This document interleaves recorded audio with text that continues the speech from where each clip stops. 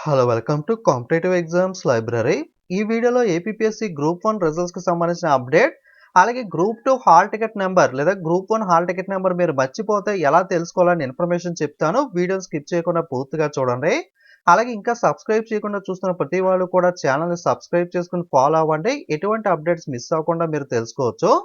Okay. మనకి ఏ విధంగా అయితే గ్రూప్ 1 మనకి గ్రూప్ 2 రిజల్ట్స్ విడుదల చేశారో, అదే విధంగా గ్రూప్ 1కి సంబంధించి కూడా ఫైనల్‌కి పేపర్ 1, పేపర్ 2కి సంబంధించి పబ్లిష్ చేశారో, అదే విధంగా ఎవరైతే మెయిన్స్‌కి షార్ట్ లిస్ట్ అయ్యారో వాళ్ళ లిస్ట్ అనేది, అలాగే రిజర్వేషన్ లిస్ట్ వెబ్ నోట్ అనేది అయితే విడుదల చేశారో, వన్ బై వన్ మనం చూసినట్లయితే వెబ్ నోట్‌లో మనకి రీసెంట్‌గా ఎవరైతే మార్చి 17వ తారీఖున మార్నింగ్, ఆఫ్టర్‌నూన్ ఎగ్జామినేషన్ రాశారో వాళ్ళకి సంబంధించిన రిజల్ట్స్ అయితే అందుబాటులో ఉన్నాయి. మనకి గ్రూప్ 1కి సంబంధించిన మెయిన్స్ ఎగ్జామ్ అనేది సెప్టెంబర్ 2 నుండి సెప్టెంబర్ 9 దాకా, ఎక్సెప్ట్ సెప్టెంబర్ 7 సెప్టెంబర్ 7న ఉండదు గానీ సెప్టెంబర్ 2 నుండి 9 దాకా మీకైతే ఈ మెయిన్స్ ఎగ్జామ్ అయితే కండక్ట్ చేస్తున్నట్లుగా ఇక్కడ ఇన్ఫర్మేషన్ ఇచ్చారో, అలాగే మనకి ఎవరైతే క్వాలిఫై అయ్యారో, ఎవరైతే రిజెక్ట్ అయ్యారో కూడా ఇవ్వడం జరిగింది. రిజెక్ట్ అంటే ఏంటి అంటే మనకి ఎవరన్నా ట్యాంపరింగ్ చేసినా, మల్టిపుల్ బుక్లెట్ సిరీస్ అనేవి ఎన్‌కోడ్ చేసినా, బుక్లెట్ సిరీస్ మెన్షన్ చేయకపోయినా అటువంటి ఓఎంఆర్ ఎవరైతే మనకు ఉంటాయో వాటినైతే రిజర్వేషన్ లిస్ట్‌లో పెట్టడం జరుగుతుంది.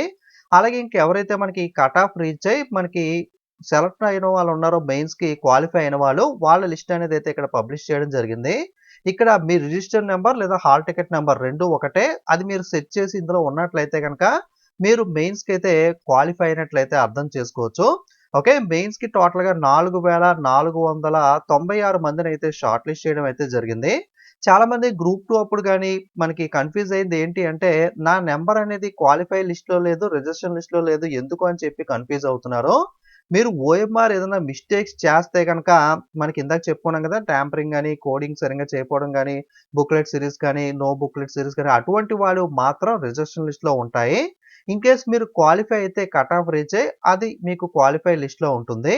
మిగతా వాళ్ళు ఆ రెండిట్లోనూ లేదు అంటే మీరు క్వాలిఫై అవ్వలేదు. ఓఎంఆర్‌లో ఎటువంటి మిస్టేక్ చేయలేదు. మీరు ఓఎంఆర్ పర్ఫెక్ట్‌గానే ఫిలప్ చేశారు గానీ, మీరు మెయిన్స్‌కైతే క్వాలిఫై అవ్వలేదు అని అయితే అర్థం. చాలామంది కట్ ఆఫ్ గురించి అడుగుతున్నారు. గ్రూప్ 2 గాని, గ్రూప్ 1 గాని అఫీషియల్‌గా మనకి ఎటువంటి కట్ ఆఫ్ కూడా విడుదల చేయలేదు. అలాగే మీకు ఎన్ని మార్క్స్ వచ్చినాయని ఎలా తెలుసుకోవాలంటే, కేవలం ఫైనల్ కీని మీరు డౌన్‌లోడ్ చేసుకొని మీరు మాన్యుయల్‌గా కాలిక్యులేట్ చేసుకోవాల్సి అయితే ఉంటుంది.